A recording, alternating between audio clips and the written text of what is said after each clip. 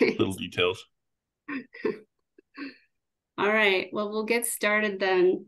Welcome everybody to tonight's meeting. We're happy to have you here.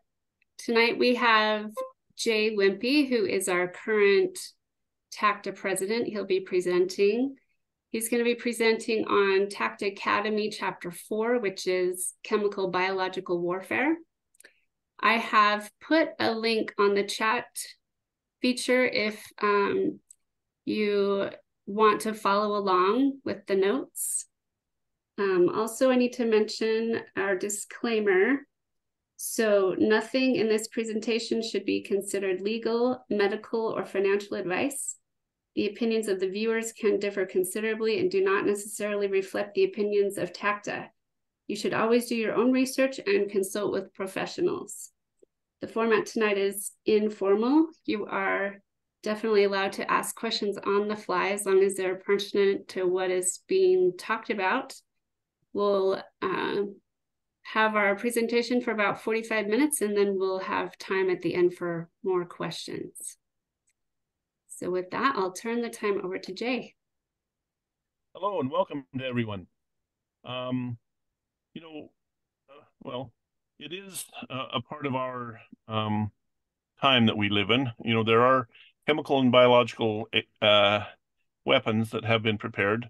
There was a defector from the Soviet Union quite a few years ago. He actually wrote a book called Demon in the Freezer, and he detailed all the chemical weapons, the chemical weapons programs that the Soviets had, and they had at least a dozen different biological agents and many chemical agents that were basically ready for deployment at a moment's notice. As far as we know, those weapons still exist, and so we should at least be aware that they could possibly be used someday. Governments have shown some restraint up to this point, but there still have been some uses in the Middle East. I know they used nerve agents against the Kurds, and supposedly some people have been accused of using chemical agents here. But a biological or a chemical agent would be relatively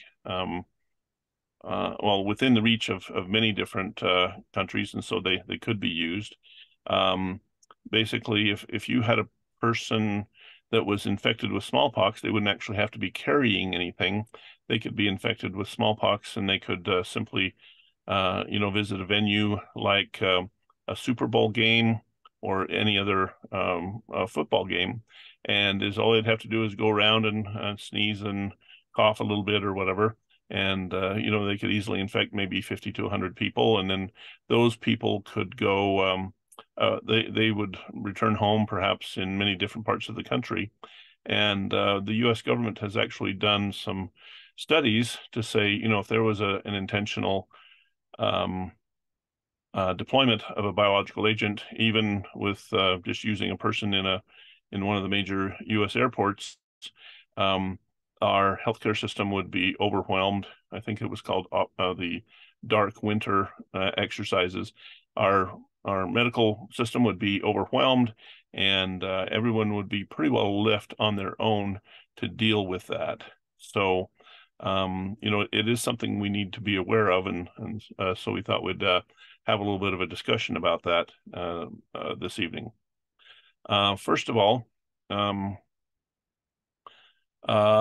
guess Section 4.02 talks about limiting your risks.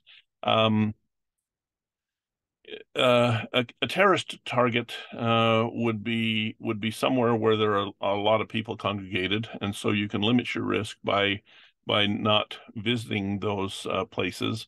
If there were Super Bowl, even a college game or whatever, if you had more than 20 or 30,000 people in a relatively small area, like at a football stadium, or even a basketball facility, one of the major things, that would be a target. And so we have to kind of watch and perhaps minimize our exposure to targets like that. television is pretty good. You actually get a better seat at home, so sometimes it might be better just uh, to stay home and avoid those types of venues to limit your risk.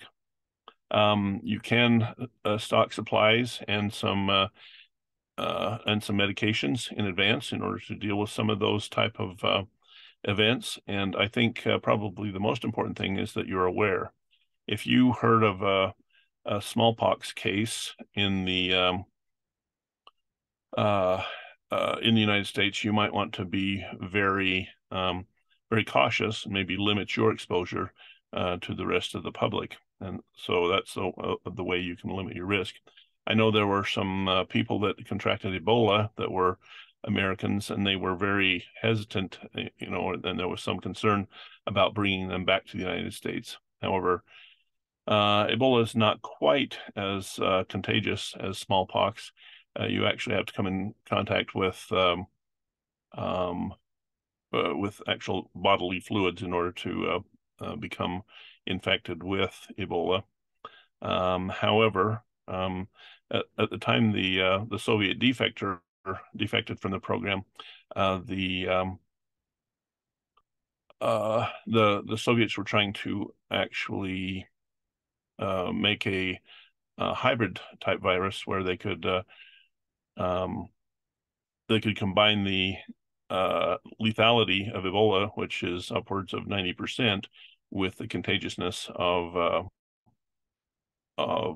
smallpox. And so, if you the normal strains of smallpox might be 30 or 40% fatal or lethal, but if they could boost the lethality by combining the Ebola virus with that, that would be a real formidable biological weapon.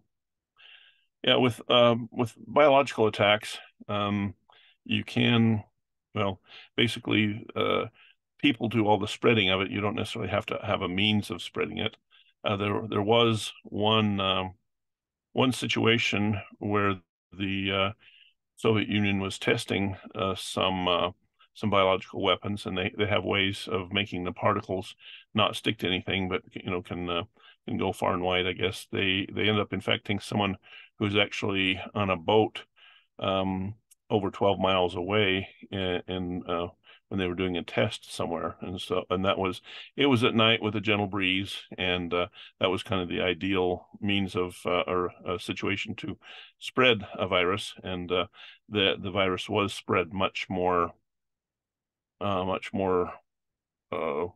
effectively than they thought it would. But is all you need is an infected person, and that person just has to have contact with other people, and that's the way you spread your biological weapon. And I'm an older person, my mid 60s, and so I have the scar on my arm from my initial smallpox inoculation. Uh, but they stopped doing that probably what several decades ago, and so a lot of people don't have any resistance to smallpox, and it can be fairly formidable.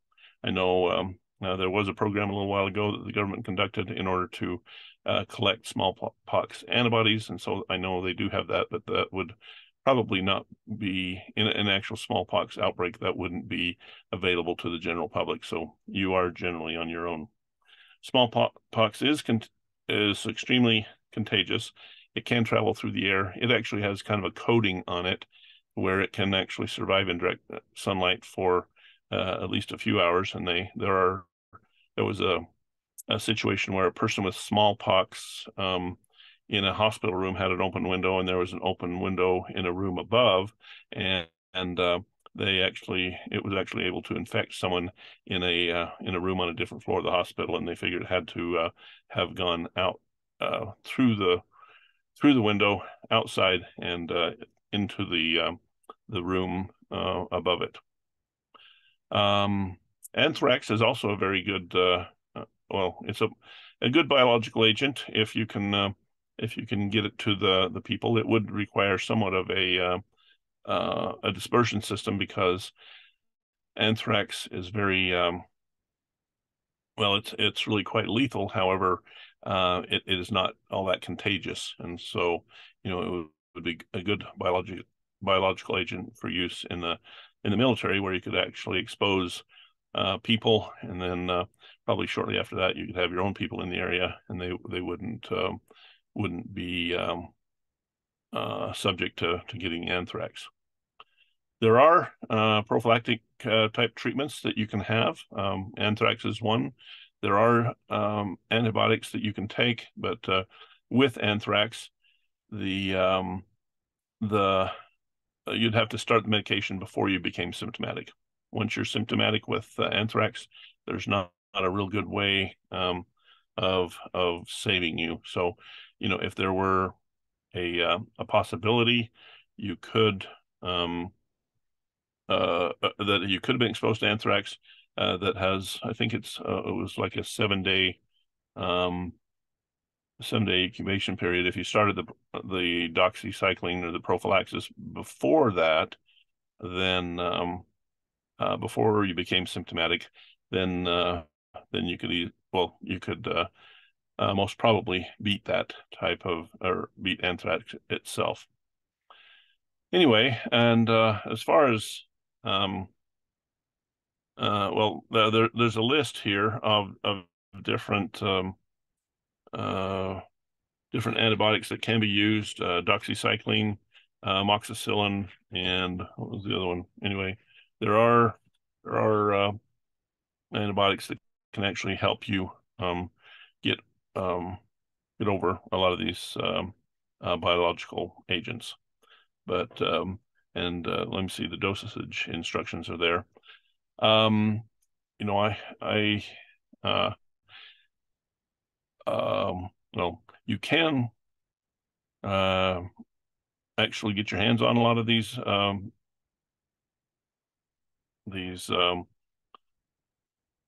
antibiotics, I guess, if you go to either a sympathetic doctor. I know the Jace Medical, I think, has advertised on the radio that they can actually get you a kit with several different types of antibiotics in it that could actually help you survive in a situation like that, where there was some sort of a biological weapon or some sort of a biological agent um, that you that can be helped, I guess, with an antibiotic. And on to section 4.07, expedient sheltering or self-quarantine. Your house is a good enough protection, I guess, for most of the biological agents.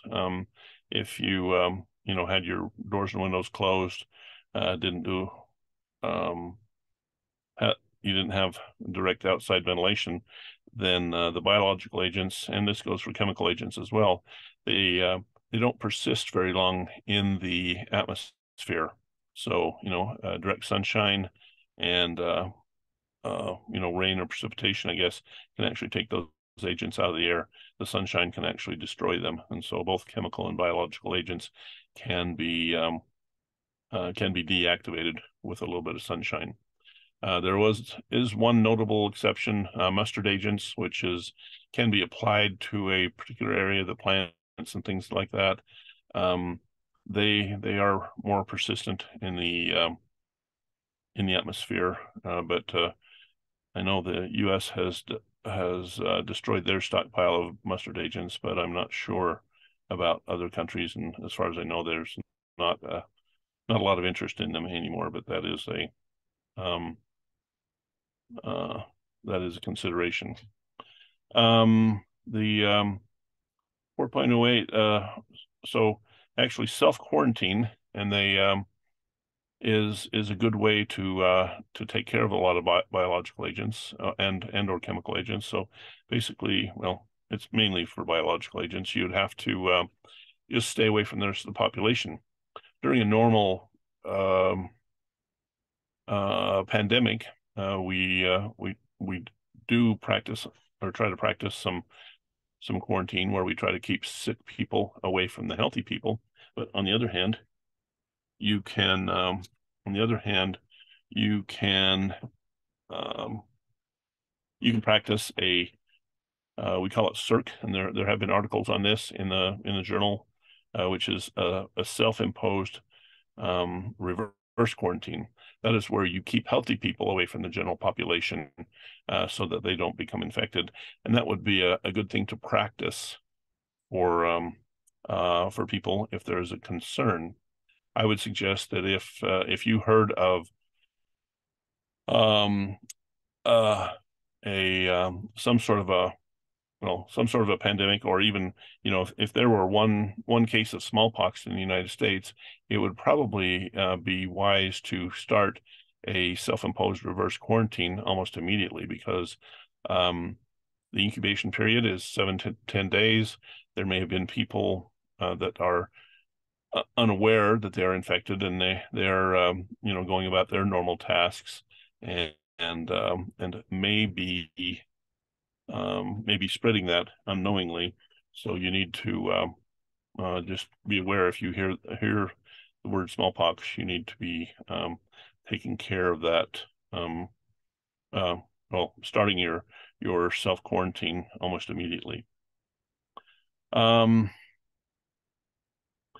and in order to do that, I guess that's where your food storage, water storage, other medications, and all the necessary things that you need to have, you should have in your possession, in your house, or at least in a nearby storage shed on your property, in order to be able to survive in a self quarantine situation.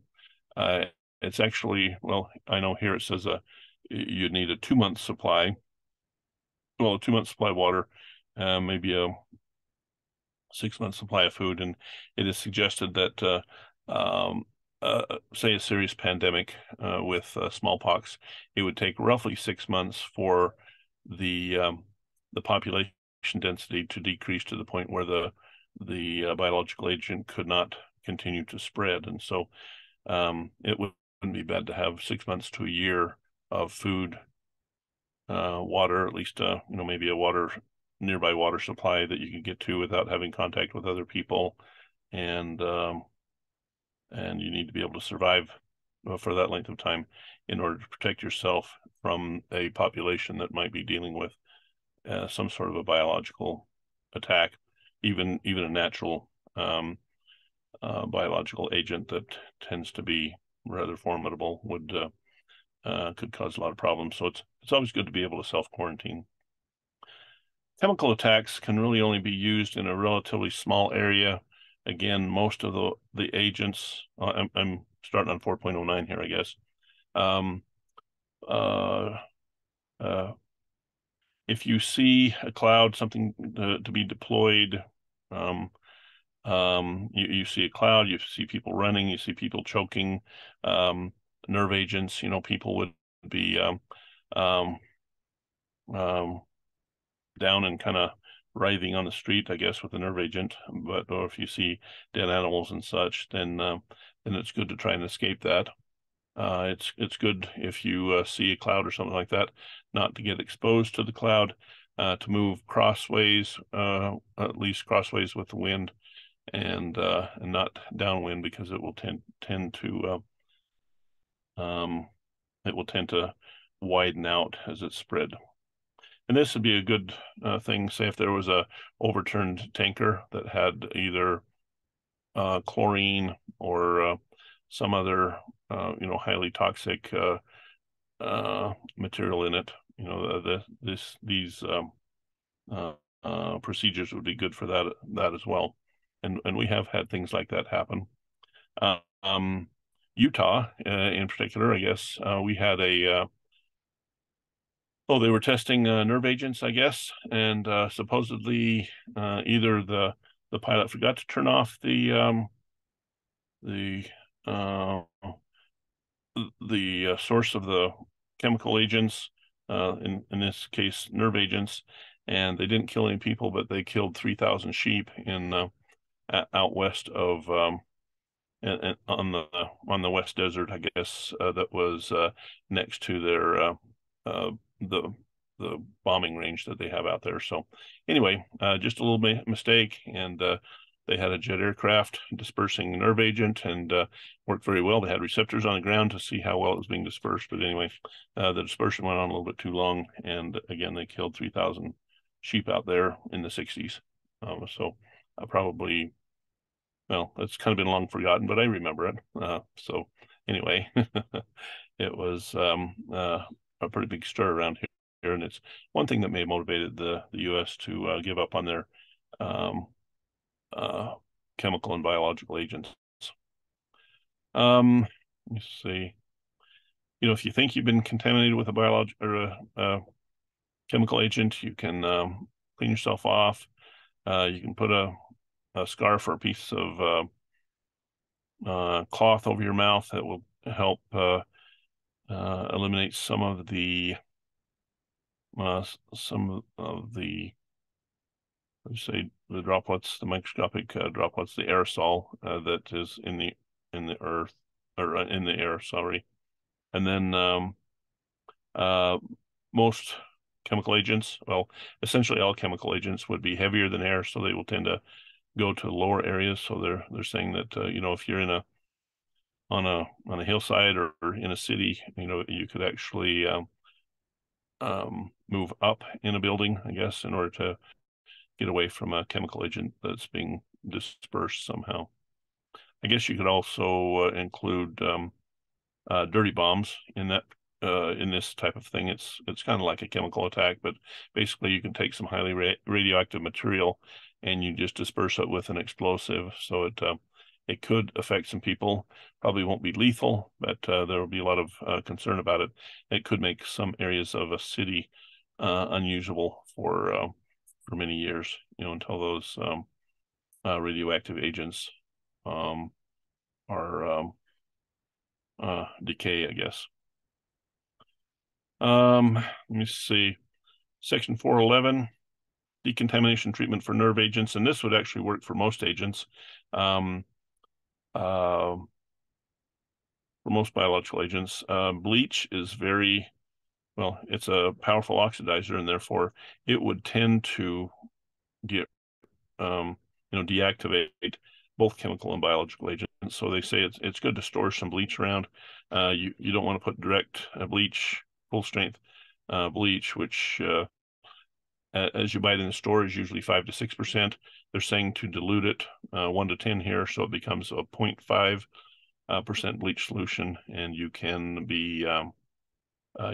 deactivate a lot of agents if you just um, uh, wash yourself, I guess, with that 0.5% bleach solution. They say don't wash in your eyes and other sensitive mucous membranes with that. You'll just have to use water for that. They say food in sealed cans would be okay to consume, but anything possibly contaminated with a chemical or biological agents directly should not be used. They say if you see somebody with excessive bleeding, like an Ebola, or trouble breathing or persistent cough, trouble walking, using an arm, leg, severe stomach, back, chest pains, severe headaches, and that, then you should seek medical treatment for that. Some more symptoms: excessively dry mouth, rash or burning skin, hearing problems, injuries that increase in pain, redness and swelling, injuries that do not improve after 24 to 48 hours. You should seek some medical attention. For nerve agent in particular, I guess, and by the time you get these symptoms, it may be too late, but basically is what happens is all your muscles tighten up with nerve agent. They can't relax, and so that will affect your heart, and but all of your muscles and that will just contract and won't be able to function.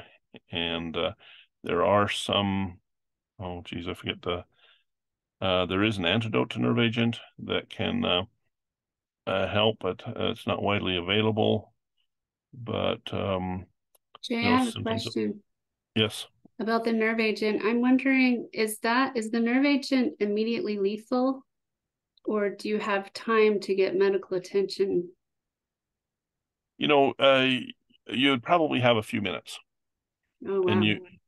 yeah, you would, your even the irises in your eyes would contract, and therefore, things would become kind of dark. You wouldn't be able to see as well.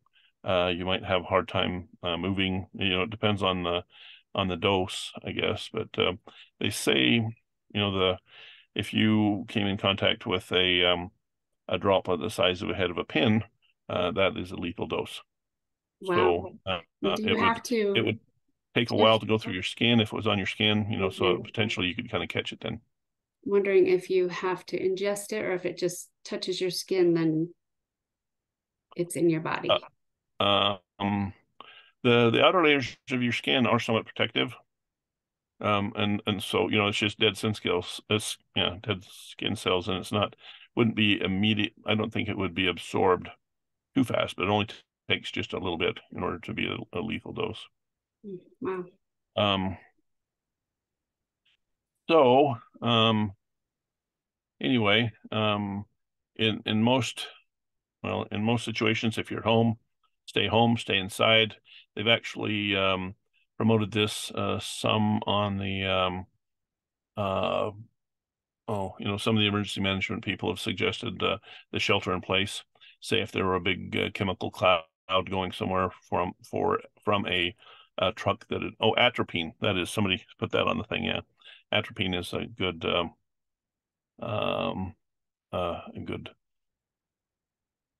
um, antidote uh, for nerve agents. So you can keep some, if you can find some atropine, might not be bad to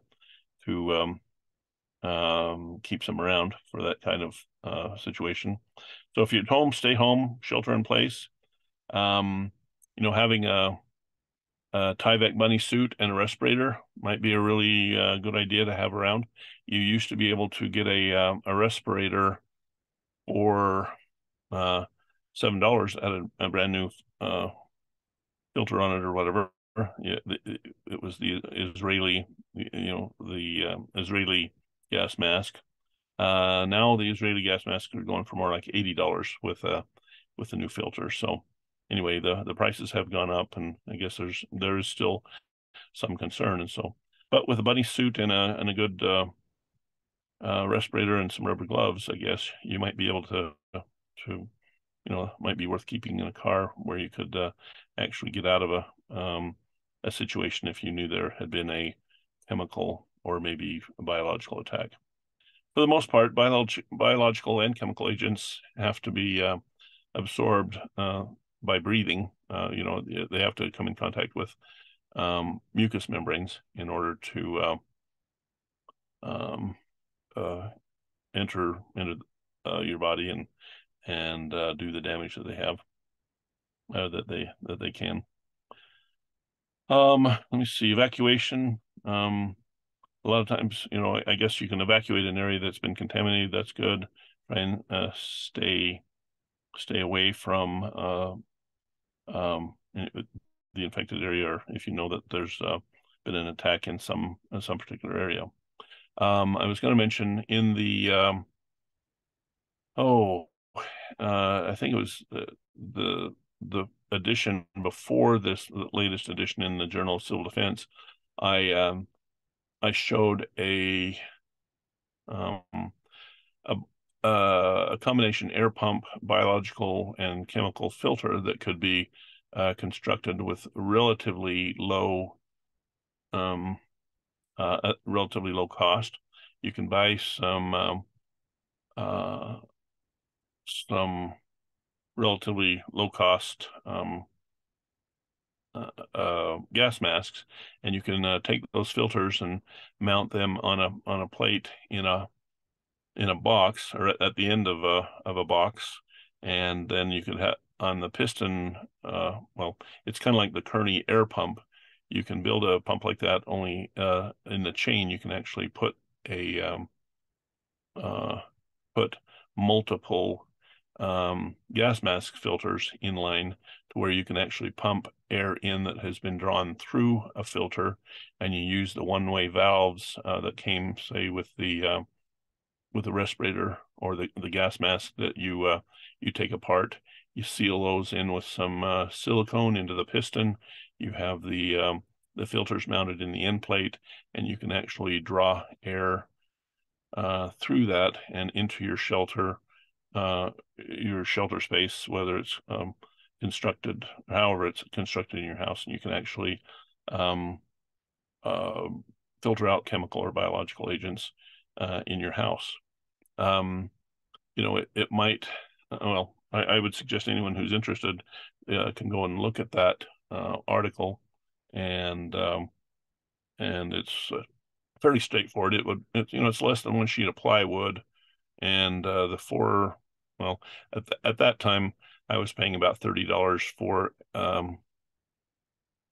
for gas masks that were on the surplus market, and filters and such. So basically, for roughly $200 worth of material and probably an afternoon's worth of work for anybody that knows how to use a skill saw and can kind of screw some 3/4 inch plywood together, you could actually make your own filter. Um, Duct tape and plastic can be used to make a reasonable shelter. I guess if you were dealing with a person that was sick, it might be good to keep some plastic and duct tape around in order to build a shelter, in order to keep a sick person in your family sequestered from the rest of the family. Um, and The rubber gloves, bunny suits, and respirators could actually be used to hang or to provide support to that person without becoming infected as well. You could probably learn a lot from the recent COVID lessons, or the lessons learned from the COVID pandemic. My sister actually went to New York when they were offering uh, a fair amount of money for a few weeks worth of work in order to help protect people there in New York. And uh, they had those air supplied respirators, and those respirators I think they can be purchased from Mira Safety, MIRA, and they would actually be very effective for children too. You can put kind of a bubble over your head and have the battery powered um, air pump, I guess, supplying air that's drawn through a filter. So you can make something from a surplus gas mask. You can buy new stuff from Mira or other suppliers, and MSA, the Mine Safety Appliance, and or the North respirators, I guess, are other brand names for respirators that you can find. You can go to a supplier like Industrial Supply or uh, something similar to that in order to get yourself set up with either the bunny suits, gloves, and the respirators themselves. So that can be used for both chemical and biological agents. We talked about safe rooms. Basically, um, if you built, an underground shelter, it's relatively easy to just get a chemical biological filter for that. You can purchase chemical biological filters from let me see, Switzerland and Air Enterprises in Switzerland. So anyway, and then you just have to make sure everybody can use the system, but you can build yourself a safe room with air pumps and things of that nature in order to help protect your family, in a possible chemical or biological attack. Um, as far as biological attack as well, they say botulism or cholera could be purposefully introduced into our water supplies. The water supplies are there's so much more mass there. It would be quite an effort in order to put a an effective biological agent in the water supply. Our water supplies that are servicing, I think, more than 25 people have to have about 1 ppm of chlorine in them in order to take care of any other biological agents that might be there by happenstance. And so it's hard, but it would be possible for someone to maybe put a biological agent in the water supply that would affect people. One thing you might want to consider doing with that, your drinking water supplies can be filtered through a carbon filter, which is also included in most reverse osmosis systems, and that could actually help you. Let me see. Well, some biological agents could actually be delivered through a ballistic missile, and then I know Russian bombers are actually or they have at least according to some defectors, I guess, Russian bombers are set up to where they can actually disperse a biological agent and or chemical agent. So if we have them, you have to consider the fact that the enemies might have them as well. And after a nuclear attack, if you wanted to take care of the rest of the population, you could actually just cross the country with some bombers that are dispersing a chemical or biological agent in order to take care of the rest of the population.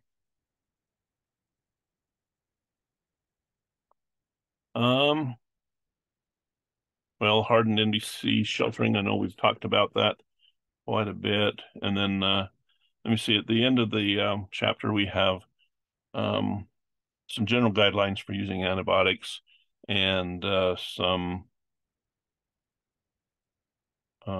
then some recommendations, I guess, with some dosages here.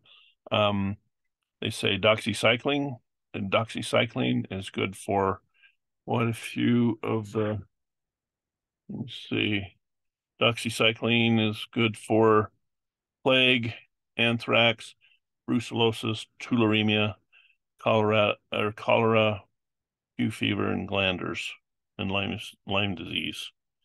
Typhoid, you'd have to use ciprofloxacin and or maybe amoxicillin. So anyway, for prophylaxis for a lot of these types of things, or even a response, I know anthrax is rather difficult, but some of these might actually work even after you become symptomatic. So it wouldn't be bad to store a little bit of doxycycline. Um, Doxycycline, ciprofloxacin, and amoxicillin. One kind of interesting thing, if you go to Mexico, you can buy doxycycline and amoxicillin and cephalexin and basically any of the other antibiotics that you can consider. However, they will not sell ciprofloxacin.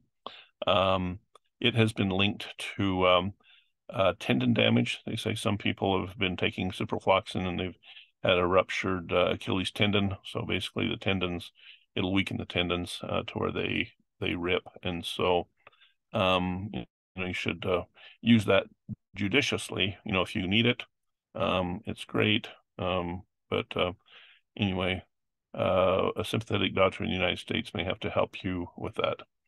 And I've always considered the direct approach, the direct and honest approach. And there are doctors, if you go to them and say, I'm interested in preparedness. I'm interested in being prepared for um, a potential pandemic or a potential interruption in supply. So I'd like to stockpile some antibiotics myself, and they've been somewhat sympathetic to that, and they've been able to write me a few prescriptions for the biological agents, or the Jase Medical that's spelled, I think, JASE. They have advertised on the radio that they will actually send you a kit that has a lot of the popular antibiotics in that, and you can talk to them specifically about other medications that you might need for supply, and it's all done above board, and your insurance may or may not take care of it depending on how they're set up. But basically, you can um, uh, obtain and store some of these antibiotics. Doxycycline, there's some warnings it can go bad and actually become toxic. I don't think that's a problem with many other antibiotics, but the tetracycline and doxycycline can do that. Actually, that's kind of the end of the presentation. Anyone? Oh, here we go. Yeah, jacemedical.com. Okay. Anyway, you can or just ask questions if you want to at this point, or I would highly recommend the Journal of Civil Defense. We put a lot of this information in there already, and the TACDA Academy lessons are available. You can download all this stuff free of charge, and so I would suggest that you download this material or buy a copy directly from the American Civil Defense Association, so you can have a paper copy in case the computers are down, and then go about trying to uh, take care of some of these suggested preparations. Any questions? Anyone at this point?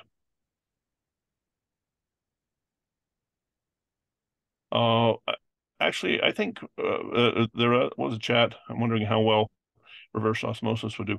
Actually, most reverse osmosis systems have a carbon filter up front.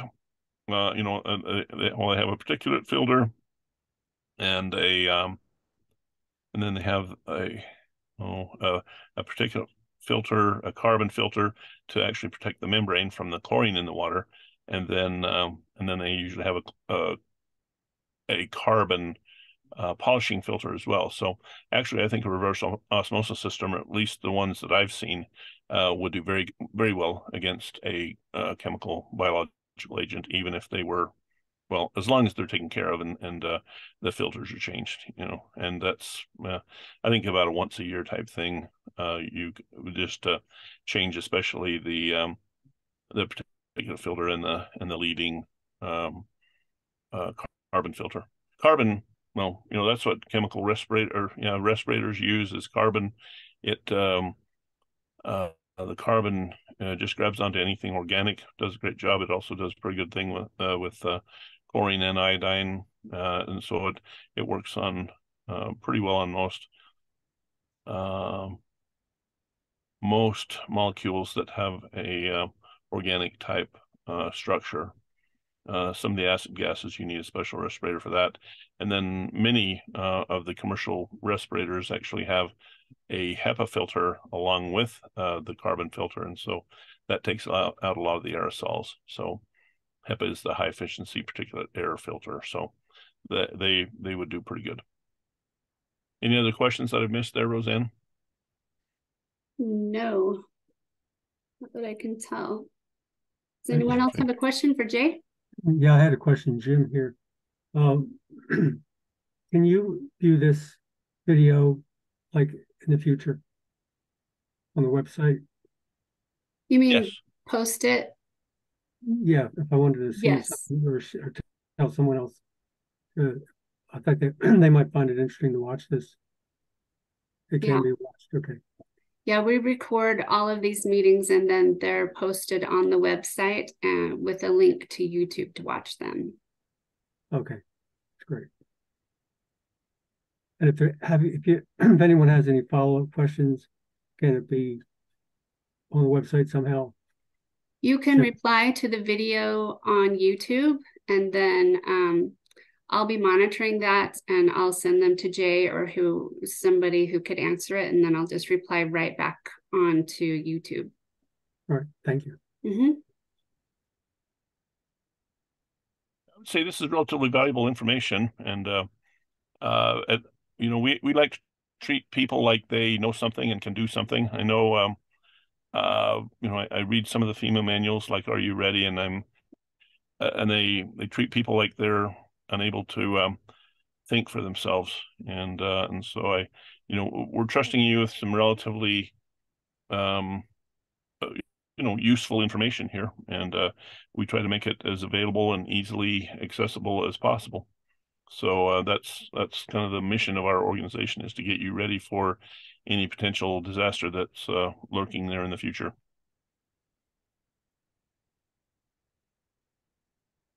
Any other questions? We have a few more minutes.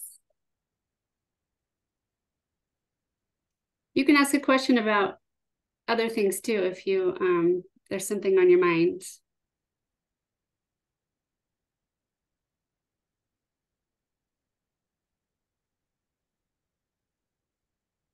Well, it's your Jim again, if nobody's going to speak up. That one category about food storage, I think it had something like 2 months, but you actually recommended 6 to 12 months. Yes. Okay. And for most disasters, a year, say if the supply chain totally broke down, and that could be just an economic collapse, or say a terrorist attack with associated pandemic, and if the trucking stops, the food stops, and you would need, and someone just suggested EMP. Yeah, if there's an EMP, everything shuts down. And the a year is kind of a minimum. Just give you enough time to make other plans, maybe plant a bigger garden and things like that the next year. Uh, you would need at least a year to get by during a major disaster that affected the whole nation. So, um, and I think, based on, perhaps some biblical experiences and things of that nature, it might be good to even shoot for 7 years. It's doable.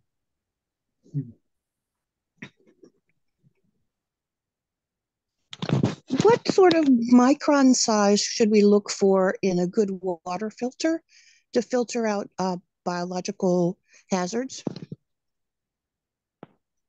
So, a lot of the biological agents, I would say, would be taken care of in a with about 1 micron, and I would say, well, in our water treatment areas, or in our water treatment information, we promote these industrial filter socks that can that are 99.5% efficient at 1 micron. That would probably be good good to shoot for, I guess, for a water filter. I think you need something else like a carbon filter, or or perhaps treatment with an oxidizing agent, something like chlorine or iodine. If you put that in the water, then any leftover biological agents like a virus and that would be oxidized by the chlorine or iodine and killed, or they can be actually filtered out with activated carbon filters. Okay, thank you. And I guess, yeah, and they do have the ultrafiltration units, or I call them ultrafiltration if they're getting down to 0.2 micron. They can take care of most things as well, but even a lot of those ceramic filter elements that get down to 0.2 micron, that say that they're good for even viruses and such. Most of those have a carbon filter core, or a carbon filter uh, uh, and so they're using it both as well. And you have to remember, with a 0.2 micron filter, that's very fine, and so it's good to have some pre-filtration Right. using, say, a 1 micron filter bag before that. Okay. It says, Thank you. let me see, boiling water kill the biological agents? Yes, boiling water will definitely kill the biological agents. Some chemical agents might be able to get through boiling or whatever. So again, you might need carbon filtration for that. One thing that you might consider, there's these very handy little filters that RV people use. If you're camping in your RV and you pull into say, a little campground, you want to make sure that you're getting good water in your motorhome or whatever. And so they have these nice, neat little particulate and carbon filters that just go on the end of a hose, or and then they have a female inlet and a male outlet on the filter, and they're supposedly rated for 1,000 gallons or so. So and they're somewhere on the order of $20 at an RV store, but they are relatively easy to come by. Okay, thanks. I did put a link on the chat for our 1 micron water bag filter in case Yeah, anyone that is might be interested. handy. They're not easy to find, when you go to industrial supply, and they usually make you buy a case of them. So you can buy them one at a time or a few at a time off the TACDA website at tacda.org.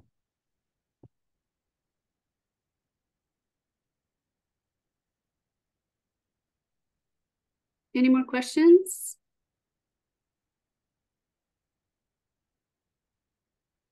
I have a question. We're on here in New Mexico on my homestead. We don't get city water or anything. We get well water. Our well is 240 feet down. Is that something we need to worry about during this situation? I would say not. It's the biological agents and even chemical agents would be, totally undone by then. If you're getting water from 240 feet underground, that should be a reliable source of water through most chemical or biological or pandemic type scenarios. Good luck. Yeah, it sounds like you're doing good there.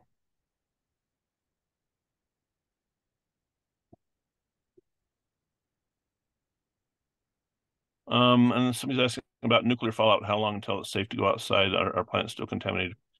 And a lot of plants that can be washed, or if an apple or something with a good skin, or a zucchini squash or whatever, you can easily wash that off and stay away from the nuclear fallout. The nuclear fallout tends to be rather large particles, and so they're easy to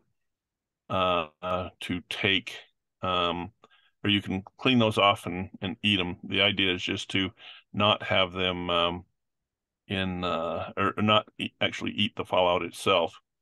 And the fact that it's been exposed to radiation isn't really much of a concern. And so he asked about a steam distiller remove the chemicals. Actually, chemicals have a vapor pressure as well. So a distiller type filtration unit, or well, filtration, or a distiller would not necessarily remove chemical agents. Say if there was a flood and it was contaminated with oil and gasoline or whatever, the oil and gasoline would actually come through a distiller, and so again, you would need something like carbon in order to remove that from the water, something that is selective. And what else was I saying on but anyway, I was thinking of another idea there on filtering water, but I've lost that now. Anyway, the time. If you read Nuclear War Survival Skills, which is it's open source material, so you can find it on the web for free, or you can get it from you can get a paper copy from the American Civil Defense Association. That shows how quickly fallout decays. But again, you'd want to be very careful about ingesting fallout itself, even after it's become relatively low, has a low level of radiation associated with it. But probably over the course of a year, you could grow plants outside and you'd be in pretty good shape. I Let was me just going see to say, my MOS when I was in the military, MOS was 74 Delta, and we found that what you mentioned about apples, we found that the children in Chernobyl who ate the apples didn't get the radiation poisoning that the children who didn't. So that's why they recommend apple pectin for children during a radiation Oh, really? emergency. Wow. I hadn't heard that. Yeah, 74 Delta, Yeah. and that was my MOS. And when we did that research back then, we were amazed, and so now we don't recommend for infants to give infants iodine. We recommend children from infancy to age 2 to use apple pectin instead. That's good. Yeah, do you know if there's some kind of a written reference on that? Yeah, you can look it up, apple pectin and radiation poisoning. Okay, all right. You can Google it. Yeah, we'll have to Yes, look at that. Thank you. you're welcome. There's more information for those of you who are interested in the TACDA Academy in Chapter 2 about radiation effect and fallout. I can put a link on here really fast for Chapter 2 in the chat. There you go.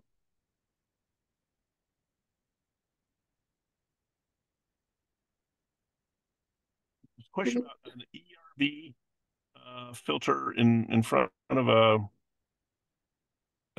in front of another type of filter. Actually, it's not coming to me right now. What's an is that electron? Well, what is an ERV? I know there's electrodialysis, but ERV is not coming to me. See who asked the question. ERV, Rumiko. Energy recovery ventilator.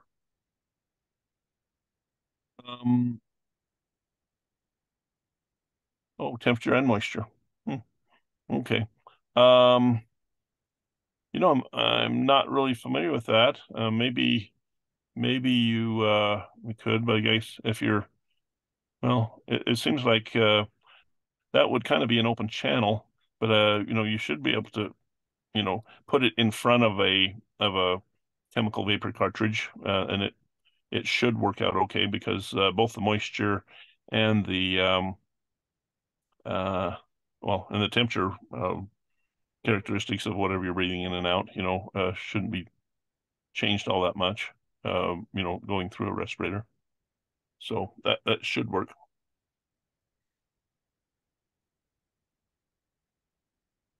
All right, we have a few more minutes.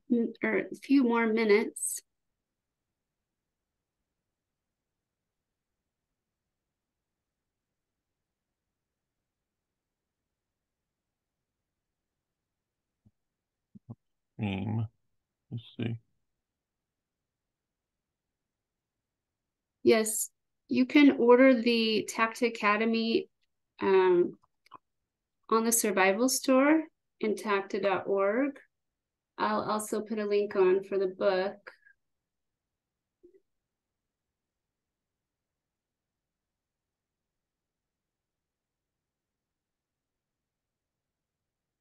You can download it for free, but you have to do it a chapter at a time. So there's the link if you want to buy the paper manual. It's on the chat.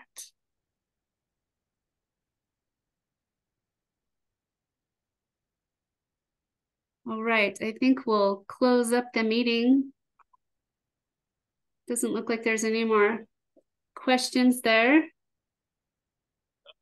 I would like to say thank you to everyone who came tonight. The idea is that we get people better prepared, and as we become much better prepared when our neighbors are prepared. So please, let other people know, spread the word, and most of this information is available on TACDA, and so please, have them join and make use of all this presentation. I would highly recommend you look at the Journal of Civil Defense that's on the TACDA website as well. Lots of good information there, lots of detail and pictures and things like that. So make use of that information. So thanks again very much, and just go ahead and spread the word. Thank you. Have a good night. I put that link in there for you for the study on the Chernobyl children in your chat. Thank you very much. You're welcome, sir. Thank you. Appreciate that. Bye. Okay. Can you retrieve that, Roseanne? Uh-huh. Okay, very good. I can Great email presentation. Thanks. Thank you very Hey, much. thank you. Thank you. Very good. Thank you for coming. Yep. Appreciate it. Have a good night. We'll see you later, Roseanne. All right. Have a good night. You too. Bye. Bye.